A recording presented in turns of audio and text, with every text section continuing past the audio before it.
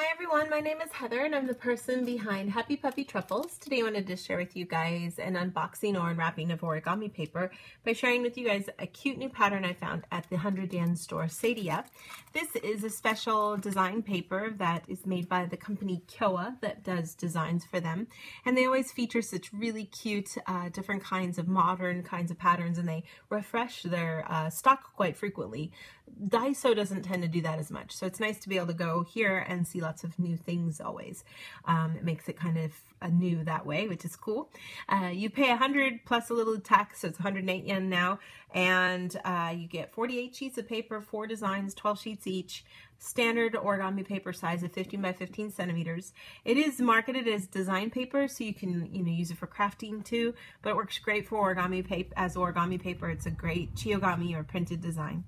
This particular series is called the Retro Okashi, which is like snack candies, and it's like it says it's a natsukashi kind of design, which means that it's nostalgic in some way.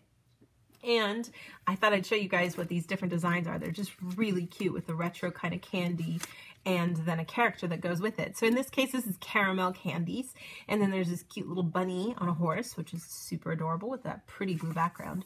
This is a chewing gum design, and you've got the little bird blowing bubbles and a red design. And then this orange one here has Poro-chan on it and a little cute little mouse. And Poro-chan is actually a weird kind of little, sort of not really a candy, it's more like a cracker that's sweet.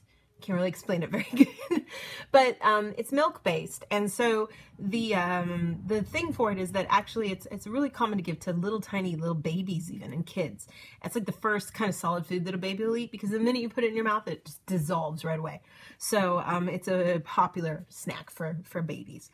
And then there's a Pero candy, which is a lollipop with a cute little squirrel.